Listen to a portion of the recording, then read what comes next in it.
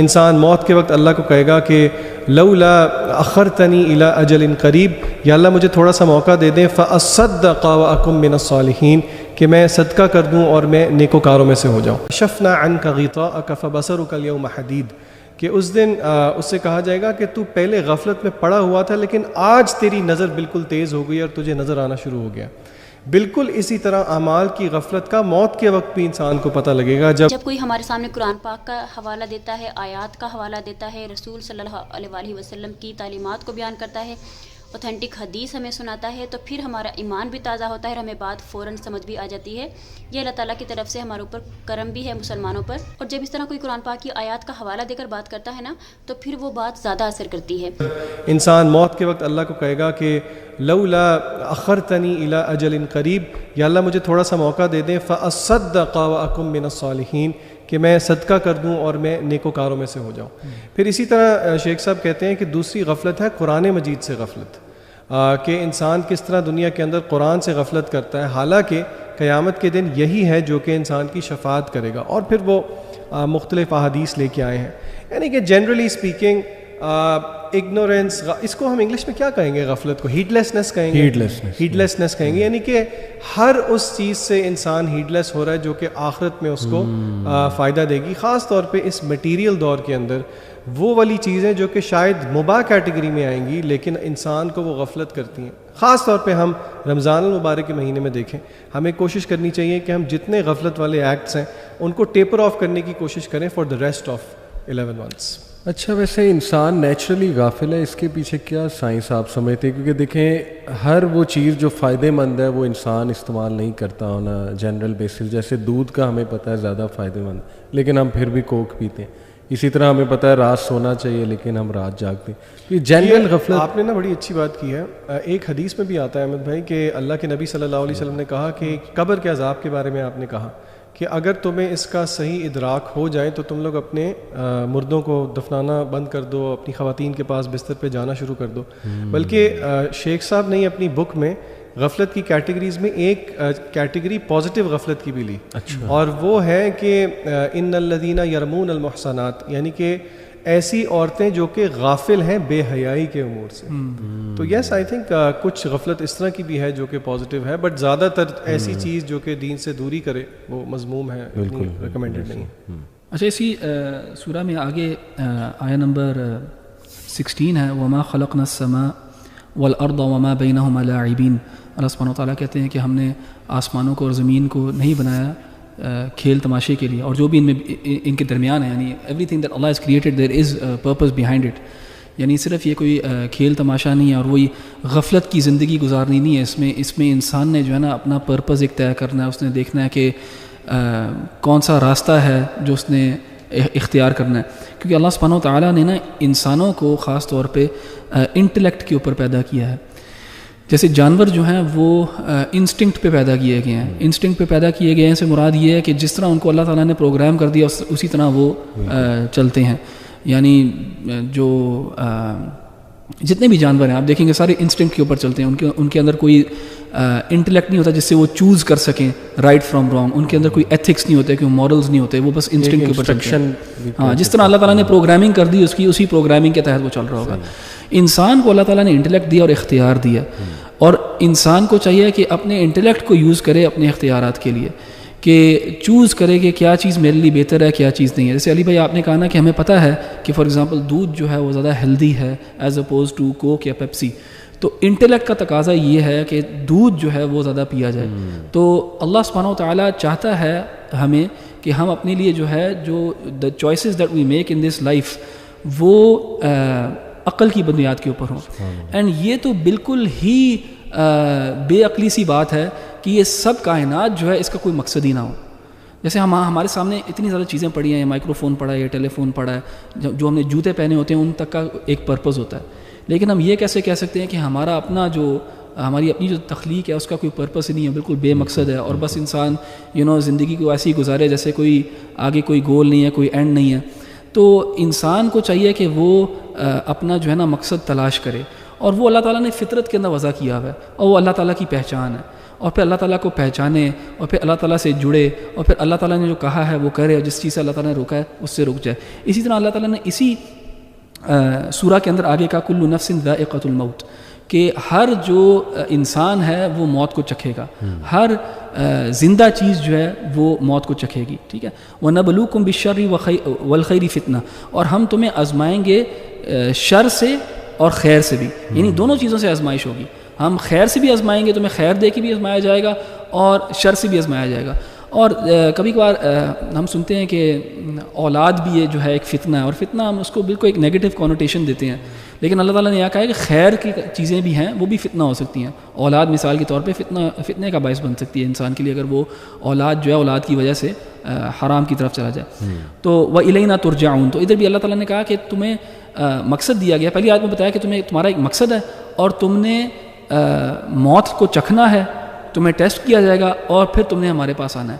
اور بیسکلی اسلام کا پورا جو فلسفہ ہے نا زندگی کا, وہ یہی ہے کہ اللہ تعالیٰ نے ہمیں پیدا کیا ہے, اس نے مقصد کے ساتھ پیدا کیا ہے, اینڈ کسی کھیل تماشے کے لیے نہیں. اور اس مقصد کا حصہ یہ ہے کہ اللہ تعالیٰ تمہیں آزمائے گا, اور اس آزمائش میں تم کامیاب ہوتے ہو یا ناکام ہوتے ہو, اور پھر اللہ تعالیٰ کی طرف لوٹ کے واپس جانا ہے جہاں پہ پھر حساب کتاب ہوگا. ماشاء اللہ جی, امیزنگ. میں سورہ انبیاء سے جو انشاءاللہ آج آپ کے ساتھ انسائٹ شیئر کرنا چاہوں گا. ویسے تو ماشاءاللہ سورہ انبیاء میں جو یہ پیسیج ہے نا ورس 80 to 90, یہ مجھے بہت تقویت دیتا ہے, کیونکہ اس میں اللہ سبحانہ و تعالیٰ نے انبیاء کا ذکر کیا ہے کہ even they were tested and tried, ان پہ بھی اتنی مشکلات آئی تھیں, جیسے بیماری, حضرت ایوب علیہ السلام کا ذکر ہے, اور پھر ان کی وہ دعا انی مسنی الضر وانت ارحم الراحمین. پھر دیکھیں کہ یونس علیہ السلام کا تذکرہ ہے اور ان کی دعا ہے لا الہ الا انت سبحانک انی کنت من الظالمین. بٹ یہ کہ میں جو انشاءاللہ ڈسکس کرنا چاہوں گا وہ ورس نمبر 96 ہے, اور یہ بڑا انٹرسٹنگ ٹاپک ہے یاجوج ماجوج کے حوالے سے. تو تھوڑا سا میں چاہوں گا کہ اس کو ایکسپلین کروں. حتی اذا فتحت یاجوج و ماجوج وہم من کل حدب ینسلون, یہاں تک کہ جب یاجوج ماجوج کھول دیے جائیں گے اور ہر بلندی سے وہ نکل پڑیں گے. دیکھیں اس کا تذکرہ سورہ کہف میں بھی ہے یاجوج ماجوج کا. یہ کون ہے؟ ایک قوم تھی, ذوالقرنین علیہ السلام جو تھے انہوں نے ان کو دیکھا, فساد مچاتے تھے, لوگوں نے شکایت کی کہ قتل و غارت کرتے ہیں, فساد کرتے ہیں. ایک دیوار بنائی انہوں نے تانبے سے اور آئرن سے, یہ تو زبر الحدید یعنی آئرن اینڈ کاپر کے مکسچر سے, اور پھر ان کو بند کر دیا وہاں پہ. اب آج کافی ڈسکشن اس پہ ہوتی ہے کہ یہ ایکچولی ہیں کون. ایک اسکول آف تھاٹ ہے کہ یہ انسان ہی ہیں, اکثر تو چائنیز بنا دیتے ہیں, چائنیز والا ویو بھی ہے. ایک ہے جی کہ یہ انسان ہی ہیں, یہ نکل چکے ہیں, اور یہ ترک اور منگولز کی جو اولاد تھی وہ ایکچولی یہ یاجوج ماجوج ہے. وہ اس کا استدلال کرتے ہیں کہ نبی اکرم صلی اللہ علیہ وسلم نے فرمایا نا کہ آج اتنا ہول کریٹ ہو گیا ہے عربس کے لیے ہلاکت ہو, کیونکہ یاجوج ماجوج کی دیوار میں اتنا ہول جو ہے وہ کریٹ ہو گیا. تو وہاں سے وہ کہتے ہیں کہ وہ نکلنا شروع ہو گئے تھے. ایک بہت ہی ایکسٹراڈینری ویو ہے, وہ یہ ہے کہ یاجوج ماجوج ایلینز ہیں, اور اس کا استدلال کیا جاتا ہے ایسے ان کے ایٹریبیوٹس کہ جی ان کے کان بہت بڑے بڑے ہوں گے, تو اسی طرح یہ کہ وہ سمندر کے سمندر پی جائیں گے, اور اسی طرح وہ بہت زیادہ تعداد میں ہوں گے, ملٹیٹیوڈز آف دیم, یعنی وہ حدیث میں آتا ہے نا کہ 99 ورسز 1 کی ریشو, یہ قیامت والے دن جہنم میں جنہیں ڈالا جائے گا. تو اس حوالے سے تو وہ یہاں سے استدلال کرتے ہیں کہ اتنی تعداد ہیومن بینگز کی کیسے ہو سکتی ہے, یہ تو کوئی اور ہی چیز ہے. اسپیشلی جب وہ یہ ہے نا کہ وہ اوپر سے بلندی سے آئیں گے, تو بلندی سے وہ مراد لیتے ہیں کہ یعنی پتہ نہیں آسمان کے کوئی دروازے کھلیں گے, کوئی پورٹل کھلے گا, وہاں سے وہ نیچے آنا شروع ہو جائیں گے. اینی وے, تیسرا ایک جو ہے نا اسکول آف تھاٹ اس میں یہ ہے, وہ کہتے ہیں کہ یہ ایکچولی جیوز ہیں, اور وہ کہتے ہیں کہ یہ سب میٹافورک باتیں کہ وہ سمندر پی جائیں گے, وہ تعداد میں بڑے زیادہ ہوں گے. ایکچولی وہ یہ کہتے ہیں کہ دیکھیں ٹیکنیکلی اسپیکنگ جیوز نے سب کو اپنا قائل تو کر لیا اپنے سسٹم کا, تو آلموسٹ ہر بندہ یاجوج ماجوج ہے, اور بہت ہی کم لوگ جو ہے نا وہ اس فتنے سے بچے ہوئے ہیں, اور وہ یاجوج ماجوج نہیں. تو یہ میں آپ بھائیوں سے بھی پوچھنا چاہوں گا, ویسے تو بڑے کلیئر ہے کہ یہ نوح علیہ السلام کی اولاد میں سے, یہ تو صحیح حدیث کی روشنی میں بالکل آتا ہے. پھر یہ کہ ان کو حضرت عیسیٰ علیہ السلام ڈیفیٹ کریں گے, اور ڈیفیٹ نہیں کر سکیں گے کیونکہ تعداد میں بہت زیادہ ہیں. تو پھر اللہ تعالیٰ ایک بارش برسائیں گے غالباً, اس سے ان پہ موت طاری ہو جائے گی, اور پھر پرندے آئیں گے بڑی بڑی گردنوں والے, وہ ان کی لاشیں اٹھا کے لے جائیں گے. تو میرے تو خیال میں کہ یہ شاید کوئی انسان ہی ہے سرکش قسم کے, جو کہیں پہ اس وقت بند ہیں, اور ابھی انہوں نے آنا ہے یا آ چکے ہیں, یہ بڑا ایک جو ہے نا وہ سوال بار بار جو ہے ریز ہوتا ہے. احمد بھائی میرے خیال سے احمد بھائی سے بھی ہم پوچھتے ہیں, لیکن ایک چیز جو میں نے اپنی انڈرسٹینڈنگ کے لیے اس میں ایک چیز سمجھی ہوئی نا, کیونکہ یہ غیبی امور ہے اور یہ جو آپ ساری باتیں بتا رہے ہیں of course we accept them as opinions, لیکن بہرحال اس کو ہم تفسیر نہیں کہتے. بالکل بالکل. اور اس چیز میں ہمیں تھوڑا کیئرفل بھی رہنا ہے, خاص طور پہ سورہ آل عمران کی جو آیت ہے جس میں اللہ تعالیٰ نے قرآن مجید کی آیات کو محکم متشابہ میں کہا. بہرحال یہ ایک متشابہ چیز ہے, but again that being said اس طرح کی پاسبلٹیز جب ظاہری بات ہے کوئی بات کرتا ہے تو پھر انسان سوچتا تو ہے, خاص طور پہ آپ نے جو کاپر اور آئرن کی بات کی اور اس سے ریلیٹڈ وہ میگنیٹک فیلڈ والی بات کر رہے تھے, تو واللہ عالم. اصل میں اس میں نا یہ مشکل سوال ہے اور اس کے بارے میں حتمی طور پہ کچھ بھی کہنا نا بڑا مشکل ہے, کیونکہ روایات کو سب کو اگر آپ اکٹھا کرتے ہیں نا تو ان کو پہلا سوال یہ ہے کہ کیا یہ روایات جو ہیں ان کو ہم ایک لٹرل سینس میں لیں گے کہ ایک میٹافوریکل سینس میں لیں گے. ویسے تو اصول تو یہی ہے کہ بائی ڈیفالٹ ہم لٹرل لیتے ہیں unless and until there's a reason to not do so. لیکن یہاں پہ اتنی زیادہ انفارمیشن ہے اور وہ انفارمیشن جو ہے وہ اتنی ایکسٹرا آرڈنری ہے کہ اس کے اوپر جو ہے نا ایک حتمی بات کرنا بڑا مشکل ہے. تو اس لیے میں سمجھتا ہوں کہ جو لوگ بھی کوئی اوپینین پریزنٹ کرتے ہیں اور وہ ڈائریکٹلی نصوص کے ساتھ ٹکراتا نہیں ہے تو اس میں اتنا کوئی مسئلہ نہیں ہے, لیکن اس اوپینین کو پھر دی اوپینین بنا لینا اور اسی کو کہنا کہ یہی بالکل ٹھیک ہے, وہ ایک پرابلم ہو سکتا ہے. بالکل. لیکن آپ نے اپنا ویو نہیں بتایا. میرا ویو کہ وہ زندہ ہیں اور وہ آپ کو لگتا ہے وہ میں آپ کو جینوئنلی بتاؤں, میرا اپنا ویو جو ہے نا اس پہ میں نے اس پہ اپنی تھنکنگ کو سسپینڈ کیا ہوا ہے, کیونکہ میرا واقعی میں کوئی ویو نہیں ہے اس کے اوپر.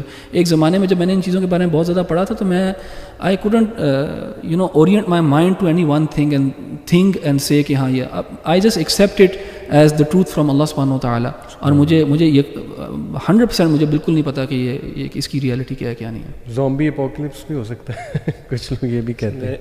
میرا خیال ہے اس میں نا اصل میں اس کے مقصد کو تھوڑا سا غور کرنا چاہیے کہ اللہ تعالیٰ نے یہ جو اس طرح کی چیزیں ہمیں بیان کی ہیں غیبی امور کے, ان کے مقاصد اور آبجیکٹیوز کیا ہیں. کیا اس کا ایک آبجیکٹیو ہمیں فیسینیٹ کرنا ہے صحیح, یا پھر ہمیں ایک آ کی فیلنگ ہمارے اندر ڈیولپ کرنی ہے صحیح. تو ڈیفینیٹلی یہ فیلنگس تو آلریڈی ڈیولپ ہو جاتی ہیں الحمدللہ جب آپ احادیث کو پڑھتے ہیں اور آیات کو پڑھتے ہیں, اور وہ جیسے انہوں نے کہا نا ایکسٹرا آرڈنری انفارمیشن آپ کو ملتی ہے. اور میرا خیال ہے کہ اس سے زیادہ نا اصل میں اللہ تعالیٰ ہم سے چاہتے ہیں کہ ہماری نا عقل کی جو سبمیشن ہے وہ اللہ ہم سے چاہتے ہیں کہ میرا بندہ جو ہے وہ اس کے بارے میں جاننے کے بعد اس کا ایٹیٹیوڈ اور بیہیویئر کیا ہے, کیا وہ اپنے آپ کو ہمبل کرتا ہے کہ نہیں کرتا صحیح. اصل میں سمجھتا ہوں کہ جب ہم اس کی انٹرپریٹیشنز کرنا شروع کر دیتے ہیں نا, اور وہ جو ہے نا وما يعلم تأويله الا الله والراسخون في العلم يقولون آمنا به, اللہ نے یہاں پہ دو ایٹیٹیوڈس بیان کیے. ایک ایٹیٹیوڈ ہے جو ایسی متشابہات کے پیچھے جاتا ہے, ان کی حقیقت تلاش کرنے کی کوشش کرتا ہے. تو اور اللہ تعالیٰ کہتے ہیں کہ لیکن راسخون فی العلم, جو اصل میں اللہ کے مطلوب بندے ہیں نا, ان کا رویہ یہ ہے آمن, وہ ایمان کی بات کرتے ہیں. یعنی وہ کہتے ہیں کہ اس سے میرے رب کی یہ وحدانیت ہے, میرے رب کی اس میں یعنی کمال ہے, اور وہ اس میں الٹیمیٹ سبمیشن جو ہے وہ اسے تلاش کرتے ہیں. میرا خیال ہے کہ ایز لانگ ایز یہ آیات اور یہ جو سارے معاملات ہیں اگر یہ ہمیں اس الٹیمیٹ سبمیشن کی طرف اور اللہ کے سامنے جو عاجزی کی طرف لے کے جا رہی ہے, میرا خیال ہے کہ یہ مقصد اس کا یہی ہے. بالکل صحیح. باقی دیکھیں ہم کبھی بھی 100% کسی چیز پہ پہنچ نہیں سکتے, اور میں سمجھتا ہوں کہ یہی اس کا سب سے بڑی آزمائش ہے اس پورے ٹاپک کے اندر. اور آپ پتہ لگا کے کرو گے کیا, مین تو ہے نا کہ آپ نے بچنا کیسے, اگر خدا نہ خواستہ وہ آ جاتے ہیں. انٹلیکچوئل ایروبکس تو آپ کو مل جائیں گے ہاں, لیکن اور وہ ایک حدیث میں بھی آتا ہے نا, صحابہ نے پوچھا نبی کریم صلی اللہ علیہ وسلم سے کہ قیامت کب آئے گی, تو غالباً آپ صلی اللہ علیہ وسلم نے جواب دیا کہ تم نے اس کے لیے کیا تیاری کی ہے. بالکل, تو یہ بھی ایک پرسپیکٹیو ہمیں دیتا ہے ایسی. اسی طرح مجھے ڈاکٹر ذاکر نائک صاحب کے بہت زیادہ اچھے لگتے ہیں لیکچرز کے, وہ ہر بات کا حوالہ دیتے ہیں قرآن پاک میں. یہ ایسی بات سمجھ آتی ہے نا کہ ہم مسلمان ہوتے ہوئے بھی ہمارے دماغ میں کوئی ایسا سوال گردش کر رہا ہو کہ جو ہمارے ایمان کو کمزور کر رہا ہے. سم ٹائم آتا ہے نا جس سے تقدیر کیا ہے, بہت زیادہ انسان کو کتنا ورگلانے والا کوشچن ہے کہ یہ تقدیر ہے کیا. جب سب کچھ تقدیر میں لکھا ہے تو پھر میں قصوروار کیسے ہوں, اگر میں گناہ کر رہا ہوں تو میرا دل نہیں کر رہا نماز پڑھنے کو, یا میں نیک کام نہیں کر رہا, تو یہ اس میں میرا قصور کیا ہے, ہو سکتا ہے میری قسمت میں یہ لکھا ہو. اس چیز کا بہت اچھا جواب دیا تھا ڈاکٹر ذاکر نائک صاحب نے. اس قسم کے بیانات سنتے رہا کرو, اس سے ہمارا ایمان تازہ ہوتا ہے. ایسی اور ویڈیوز کے لیے چینل کو سبسکرائب کر لیجیے, اور اس ویڈیو کو پلیز لائک کیجیے گا, شیئر کیجیے گا, اور کمنٹ کرنا مت بھولیے گا. حسبنا اللہ و نعم الوکیل. فی امان اللہ. اللہ حافظ.